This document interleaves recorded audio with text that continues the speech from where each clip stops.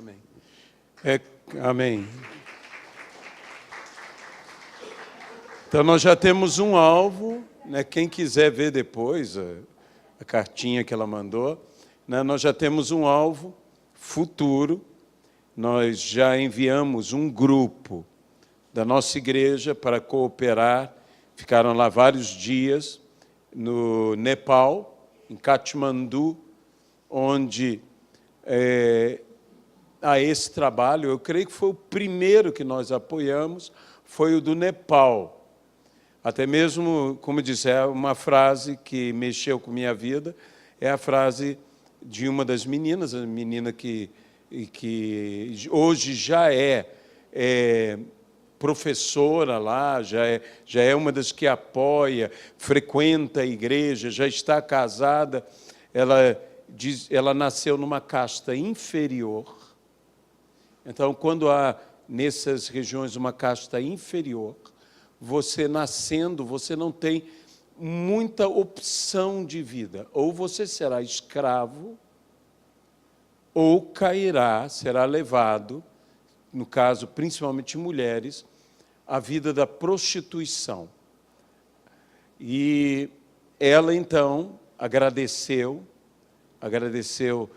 a todos que lhes devolveram o direito de sonhar.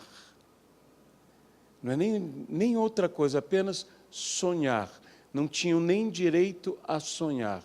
Então, nós agora temos um futuro alvo, que para mim venha nos visitar, o convite já foi feito. Então, nós já vamos começar a orar, a semear em Deus, para que o Senhor possa enviar um grupo para estar lá no Camboja, para visitar, para dar apoio lá no Camboja. Assim como foram em Katmandu, no Nepal, assim como há muitos outros lugares, e que você, Moçambique já foram também, mas que você comece a orar. Quem sabe? É você que Deus deseja que vá ao Nepal. Gente, todos nós somos missionários. Você pode dizer amém a isso? Todos nós somos missionários. E todos nós podemos ajudar. E todos nós podemos cooperar. E isto é uma pérola na sua coroa, na coroa de glória que Deus te dará, que você levará por toda a eternidade.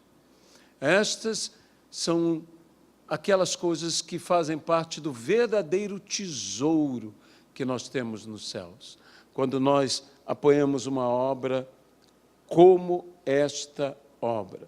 Nesses dias, nós temos ouvido muito e falando sobre o aborto, por causa do que está acontecendo no Supremo.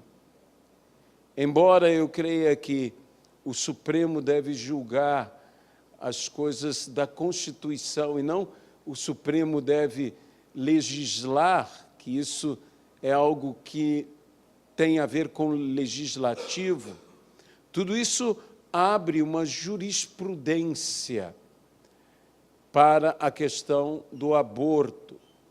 E nós não podemos nos omitir diante destas coisas. A igreja, o mundo cristão, a cristandade, ela não é a favor e nem pode ser a favor do aborto. E quando nós falamos desses direitos, e que entenda bem, isso é uma situação complexa, isso não é uma situação simples, não é apenas uma questão de remover algo dentro do seu ser.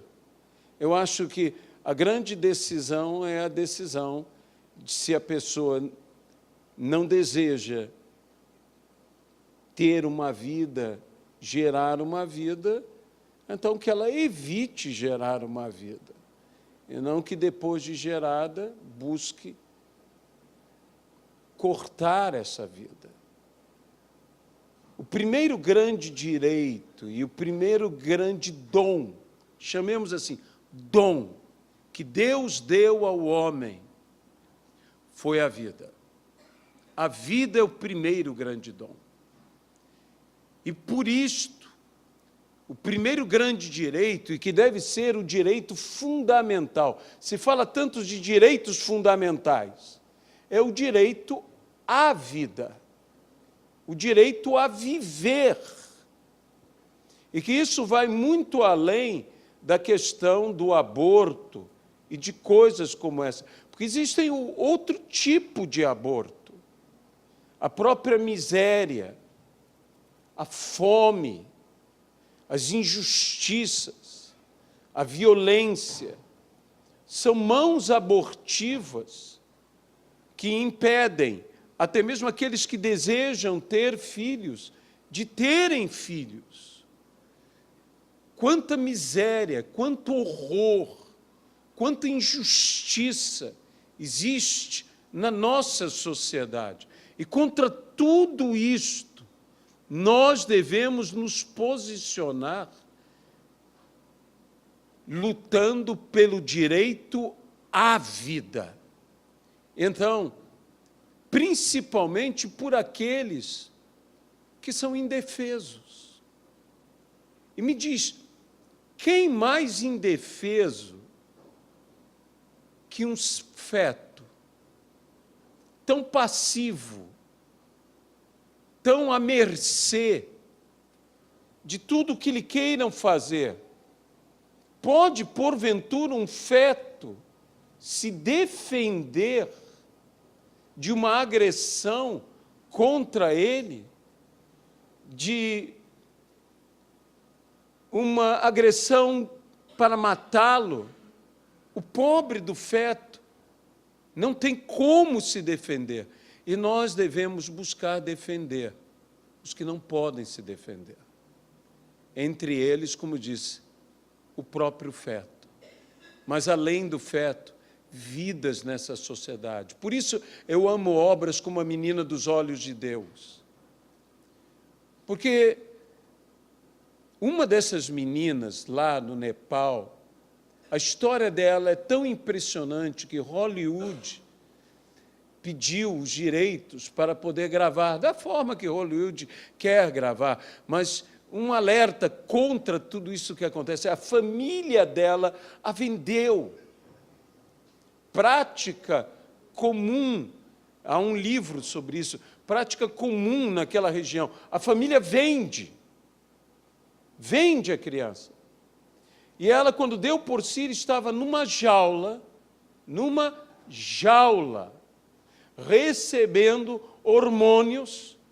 Para quê? Para ser levada à prostituição infantil. Uma menina mesmo, criança.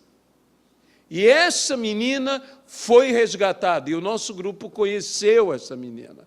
Ela foi resgatada. E ela hoje vive numa casa alternativa, e trataram dela, cuidam dela, tratam psicologicamente, e apresentaram a Jesus, e Jesus restaurou a vida dessa criança.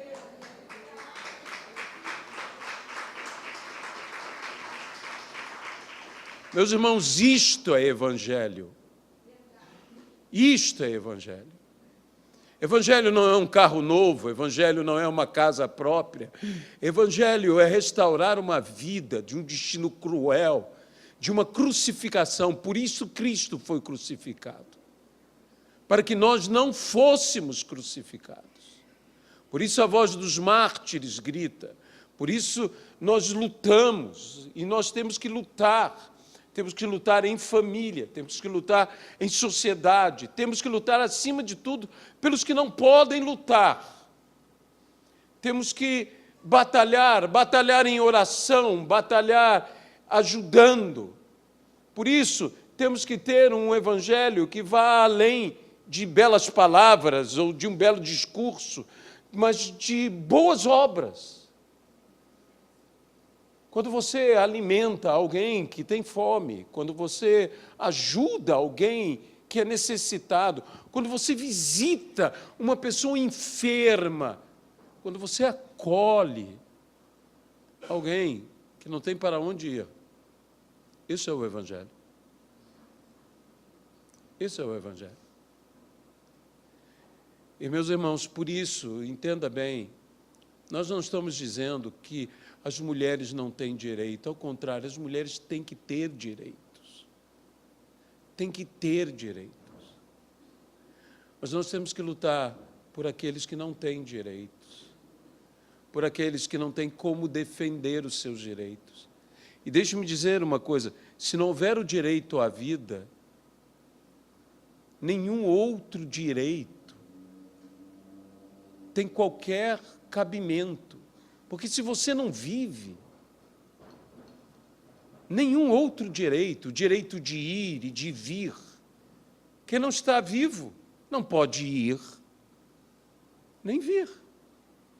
Não pode voltar. Por quê? Porque não tem vida. Então, o primeiro direito que nós devemos lutar é o direito à vida. E eu digo o que disse Jesus.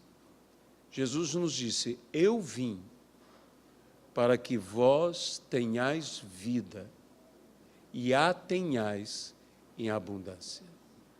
Jesus veio, Ele deu sua vida, para quê? Para que nós tenhamos vida. E para que nós tenhamos vida e vida em abundância. É isso que eu quero que você tenha. O direito de sonhar. Sonhar é algo bom. Você deve dormir, descansar, sonhar. E você deve, inclusive, não dormindo, sonhar também. Porque quando nós nos tornamos muito realistas, por vezes temos uma tendência de nos tornar muito pessimistas. Por favor, sonhe. Sonhe. E como todo sonho, fuja dos limites, fuja das limitações, voe. Que o gordo se sonhe magro. Amém? E se o magro, magérrimo, se sonhe gordo? Mas vá, sonhe. Porque no sonho você tem um acesso, por vezes, mais fácil à felicidade. E é talvez por isto que a Bíblia nos fale, que Deus fala com seus profetas, através de sonhos e através de visões. Porque quando você entra nessa linguagem do sonho, você foge de tantas limitações.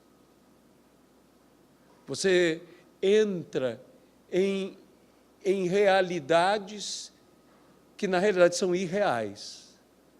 Mas tudo é possível àquele que crê. E, por vezes, tudo começa, como na vida de José, com um sonho. Com um sonho. A vida foi dura com José. Foi muito dura com ele. Vendido como escravo, revendido como escravo, injustiçado, jogado na prisão. Mas uma coisa eu gosto em José, é que não importando o quão a vida tenha sido dura com ele, ele nunca deixou de sonhar e, melhor, de crer no seu sonho. Que nós também possamos viver esta realidade.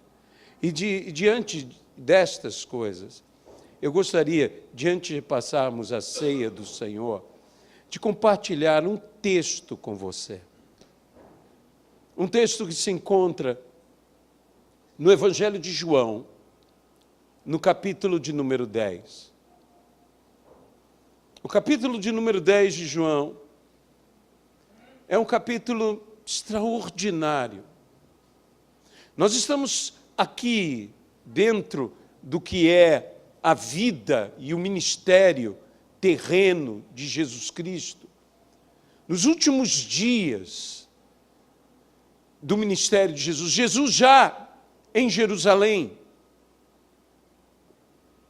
E uma coisa acontece em Jerusalém, os ânimos estavam exaltados.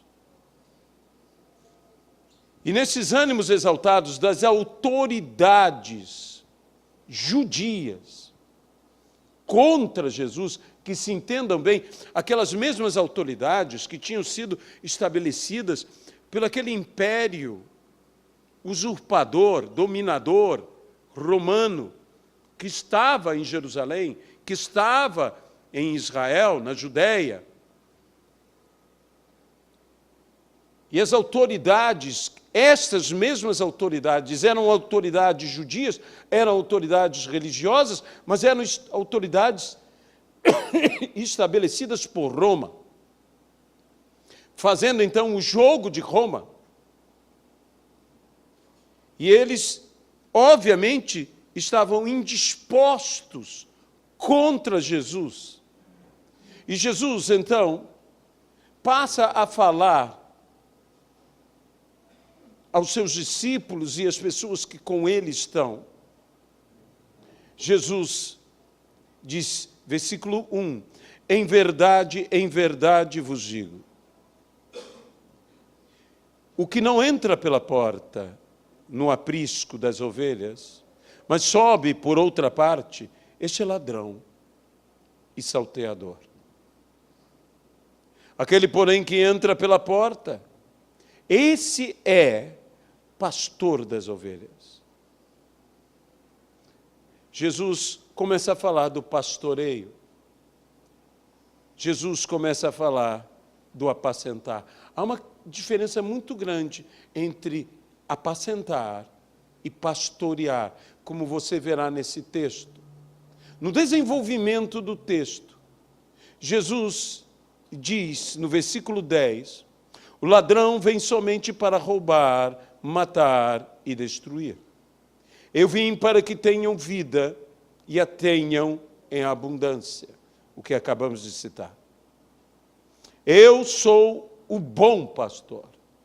O bom pastor dá a vida pelas ovelhas. O mercenário, que não é o pastor, a quem não pertencem as ovelhas, vê vir o lobo, abandona as ovelhas e foge.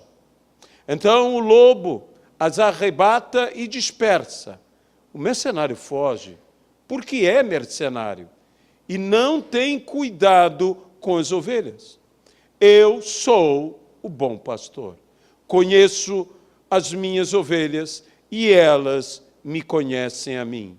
Assim como o Pai me conhece a mim e eu conheço o Pai e dou a minha vida pelas ovelhas.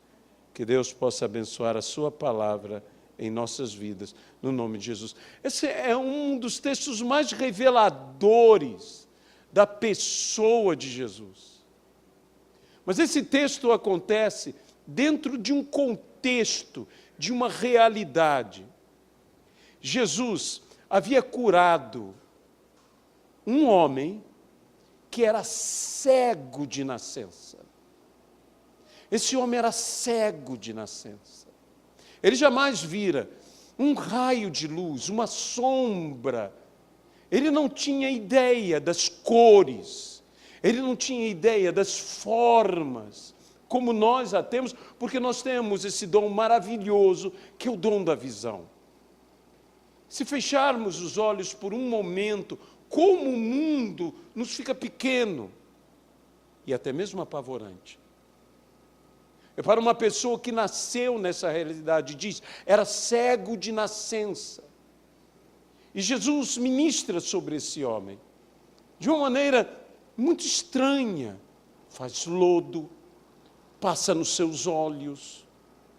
Possivelmente, ele devia ter não apenas a cegueira, mas a aparência. Quem sabe, nasceu sem olhos. E por causa disso, aquela região ocular deveria ser afundada. De longe se via o problema deste homem. a cegueira na vida deste homem.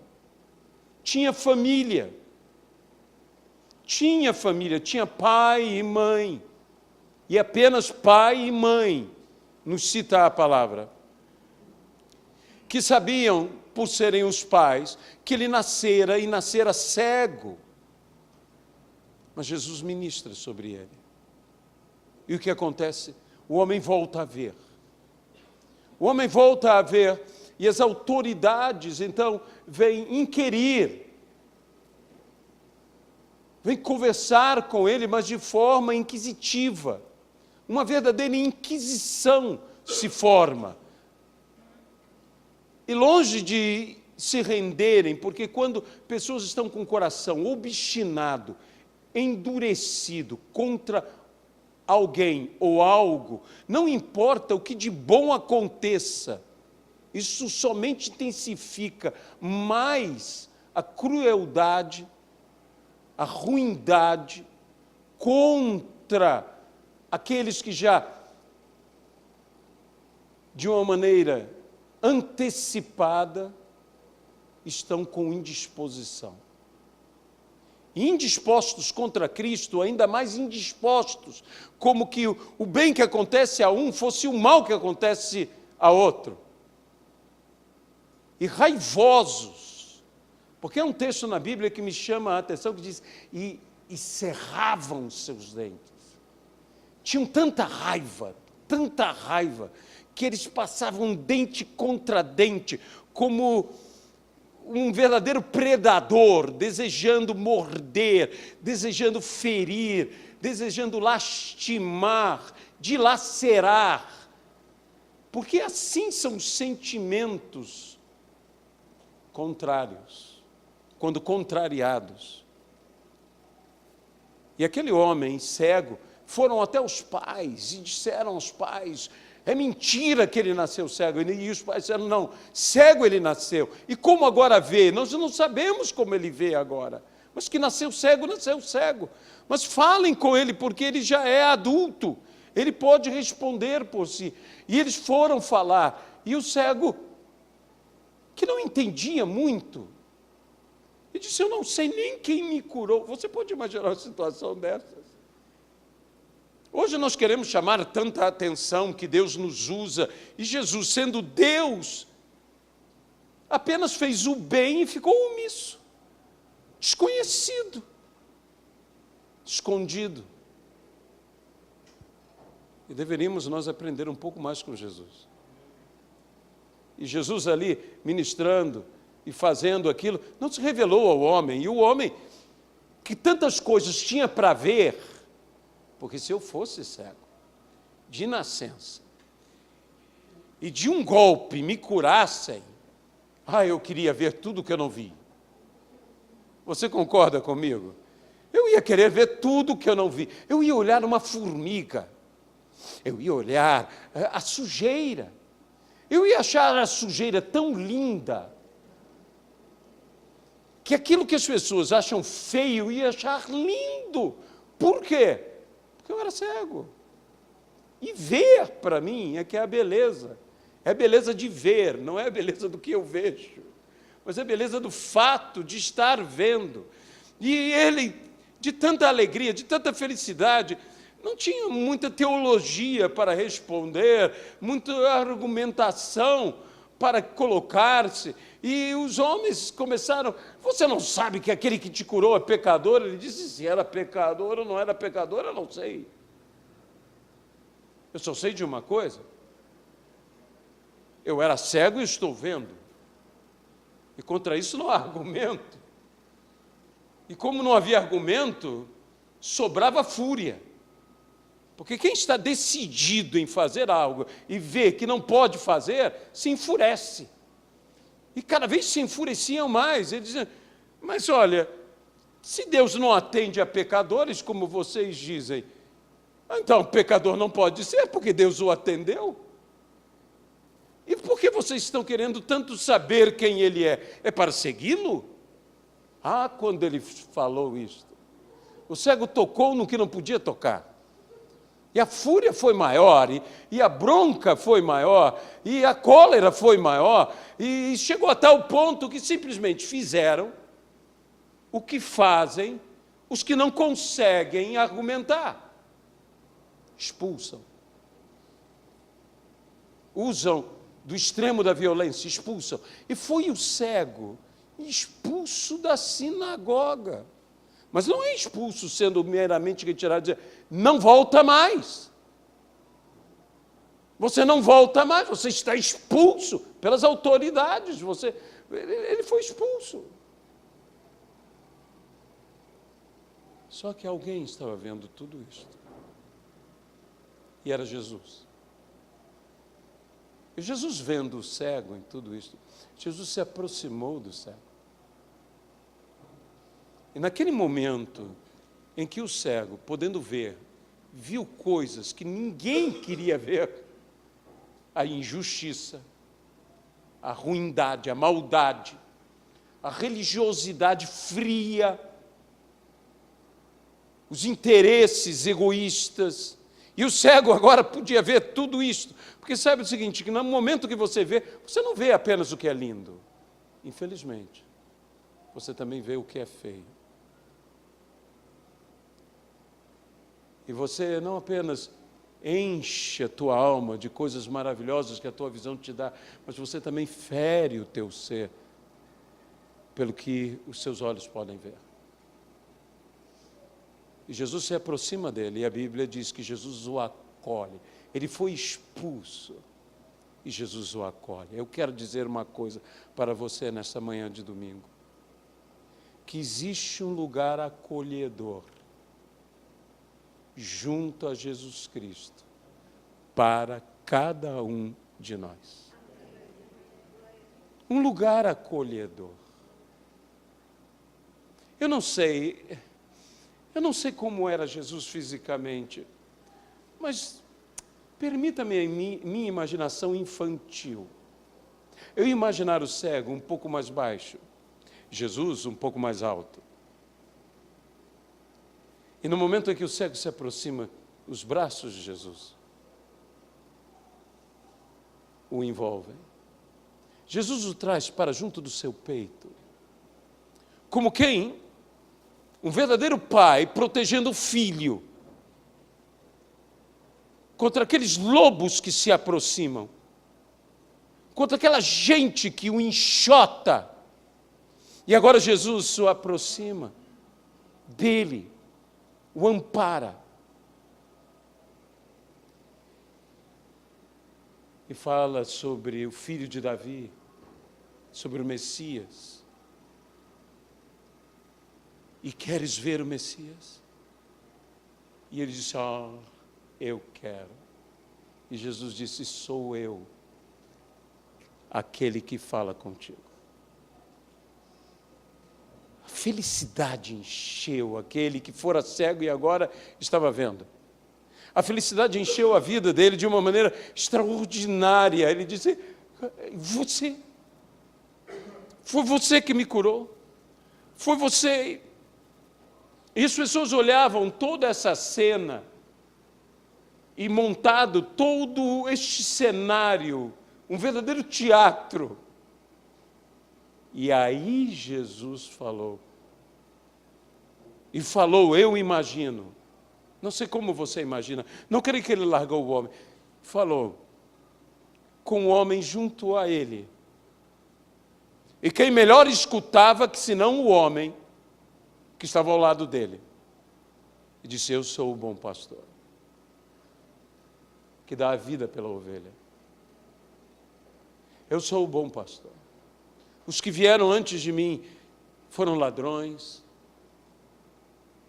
E Jesus diz, o mercenário não tem cuidado com a ovelha. Todos olhavam aquele quadro e entendiam claramente o que Jesus estava falando. E Jesus disse, eu sou o bom pastor. E quando Jesus disse, eu sou o bom pastor, eu esperava que Jesus falasse sobre o mau pastor. Mas Jesus não fala sobre o mau pastor. Jesus fala apenas sobre o bom pastor. Jesus fala sobre o ladrão. Jesus fala sobre o lobo. E Jesus fala sobre o mercenário. E Jesus faz a distinção clara sobre o que é o bom pastor e o que é o mercenário. Jesus, eu volto a dizer, não diz, eu sou o bom pastor e esse é o mau pastor. A grande diferença entre o bom pastor e o mercenário é que o bom pastor tem cuidado e o mercenário não tem cuidado. Essa palavra cuidado pode ser traduzido como defender. O bom pastor defende, mas o mercenário não defende. Jesus é o bom pastor. Jesus te defende.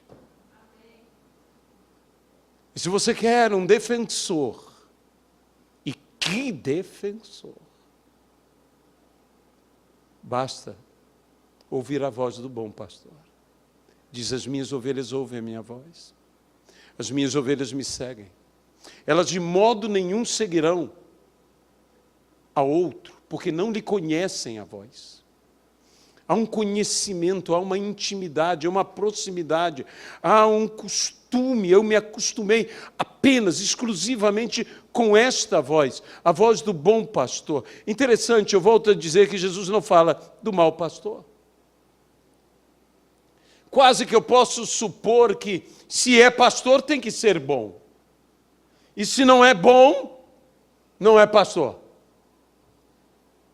E diria eu, o bom pastor deve ser bom pastor porque defende bem. E se não defende bem, aí quem sabe é um mau pastor. Porque a grande diferença entre o pastor e o mercenário é que o pastor defende e o mercenário não defende. O pastor defende os seus e o mercenário defende o seu. É um pouco diferente. Porque o mercenário apacenta, assim como o pastor apacenta. E pastorear é diferente de apacentar. Há várias coisas que têm a ver com apacentar. Tem a ver conduzir ou guiar. Tem a ver alimentar. Tem a ver saciar a sede. O mercenário faz tudo isto. Mas o mercenário vende à sua mercê o seu serviço por dinheiro. E o bom pastor faz por amor à ovelha. A grande diferença entre o mercenário, eu volto a dizer, e o bom pastor, é que o bom pastor defende e o mercenário não defende. E, meus irmãos, nós precisamos hoje de pastores conforme o coração de Deus. Pastores que defendam o rebanho. Você precisa ser defendido. Eu preciso ser defendido. Acima de tudo, por Cristo. Muitas pessoas hoje apacentam, mas poucas pessoas hoje pastoreiam. Porque pastorear é defender, e defender até mesmo ao custo de sua própria vida. Isso é um altruísmo extremo. E o que eu oro a Deus é que Deus nos leve a um pastoreio nesta forma. Que nós possamos realmente ter esta vida de igreja, que nós possamos enxergar aquele lugar seguro, aquele lugar de amparo, aquele lugar debaixo dos braços de Jesus. Como é lindo ver quando pequenas crianças correm ao encontro daqueles que eles confiam. Geralmente elas se embaraçam nas pernas dos seus pais ou das pessoas que confiam,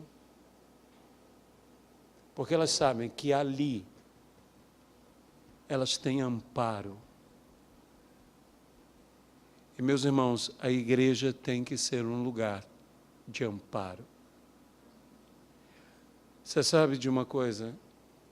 Eu tenho um sonho arquitetônico. Não me tome por mal de ter o meu sonho arquitetônico.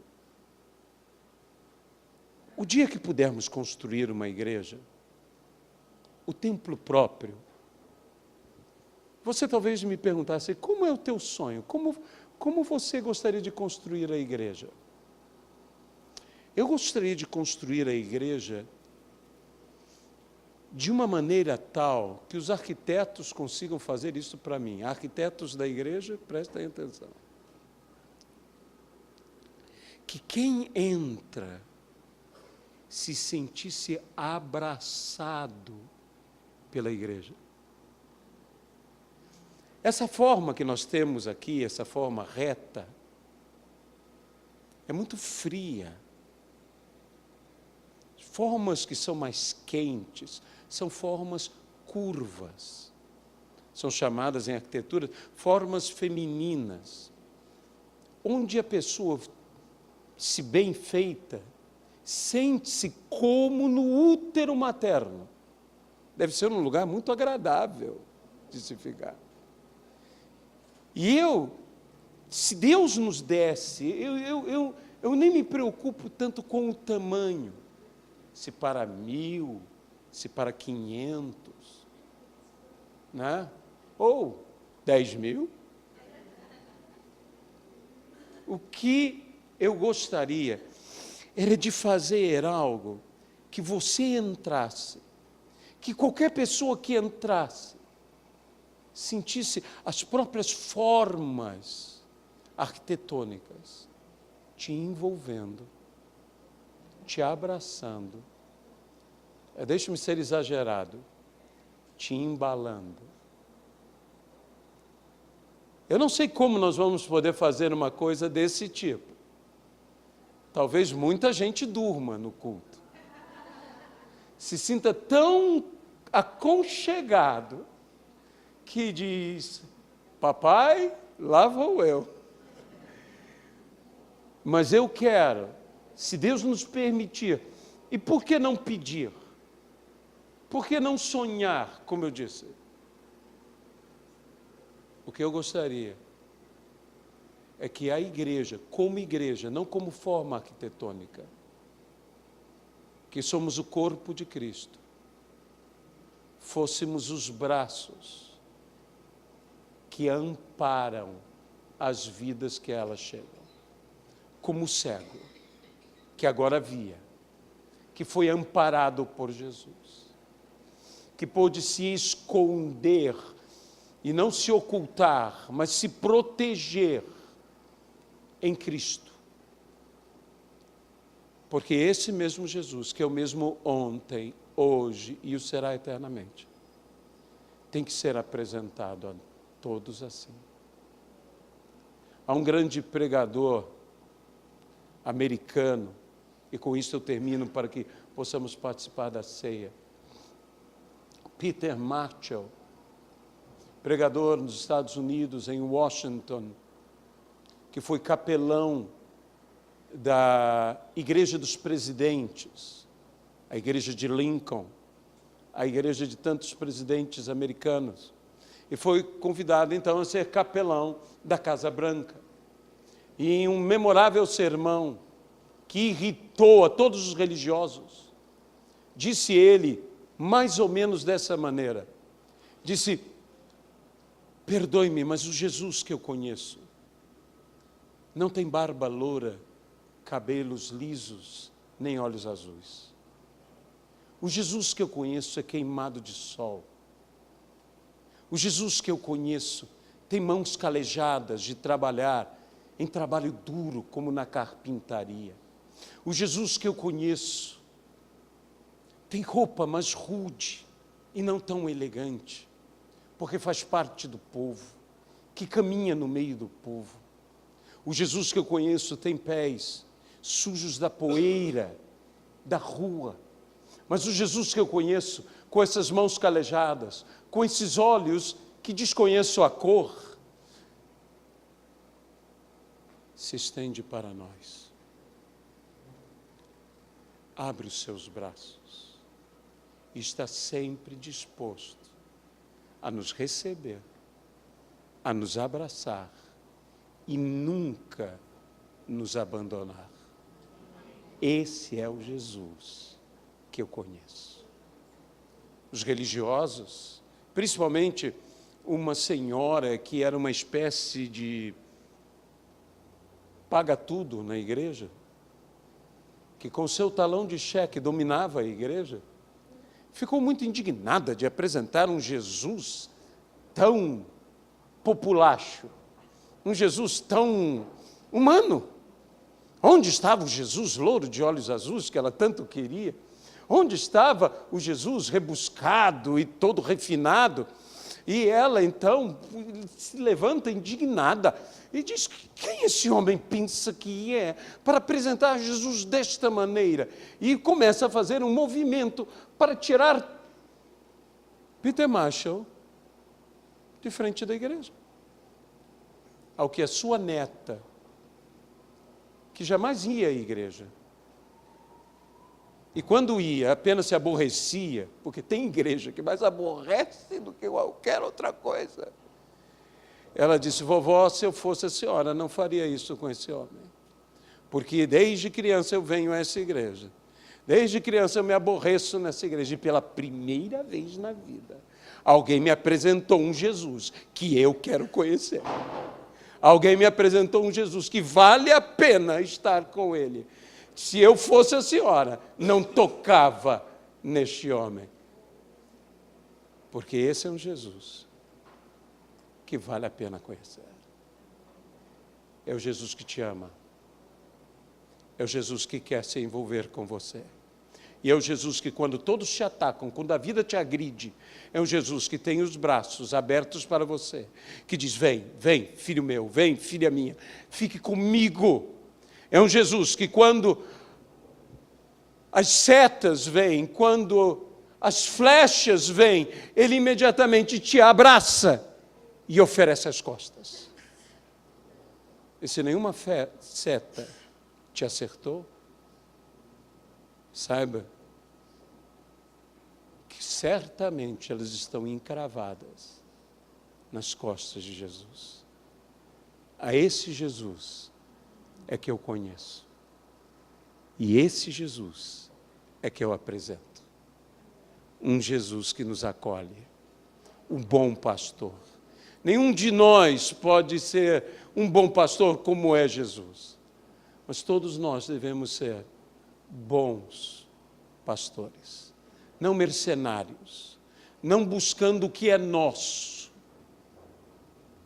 o nosso interesse, mas cuidando do que é nosso. Não existe nada que seja tão nosso e que nosso também não seja como filhos. Nós cuidamos dos nossos filhos. Pelo menos se espera disso de bons pais. Mas nós cuidamos com uma convicção de que, embora eles sejam nossos eles não são. Porque eles tomarão suas decisões, eles irão os seus caminhos. Mas nós sempre estaremos lá.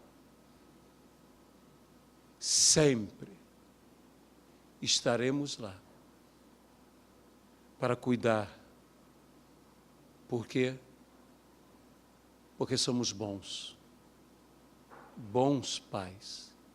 E assim como o bom pastor, por ser pastor, se espera que seja bom, o bom pai, a boa mãe, por serem pais, já se espera que sejam bons.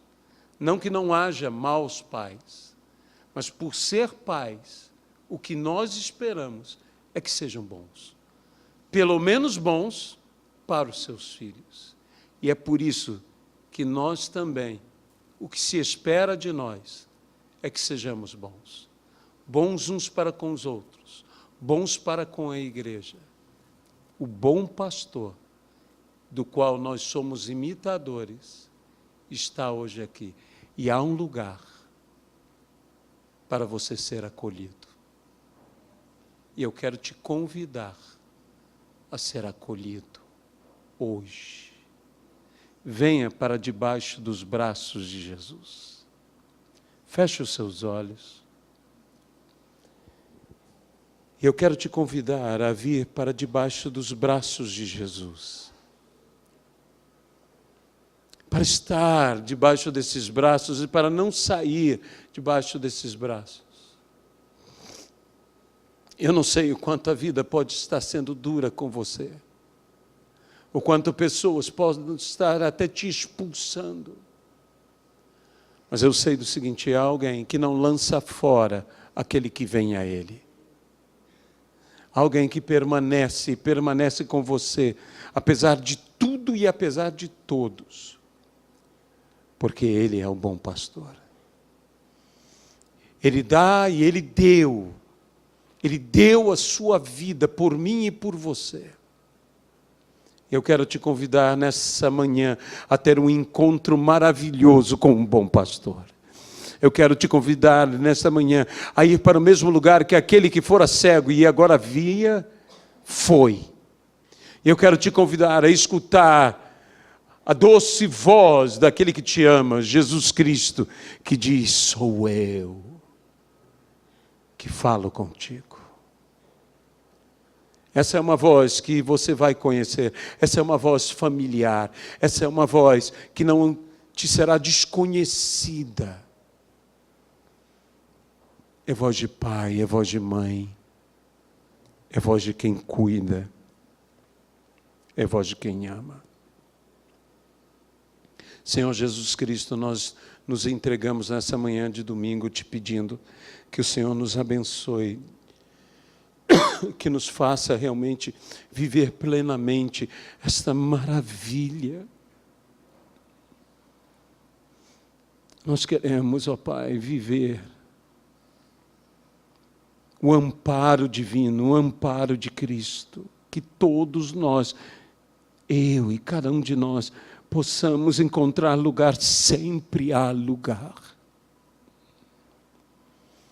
Sempre há lugar debaixo dos teus braços. O Senhor mesmo diz: eu quisera, como a galinha, colocá-los debaixo das minhas asas.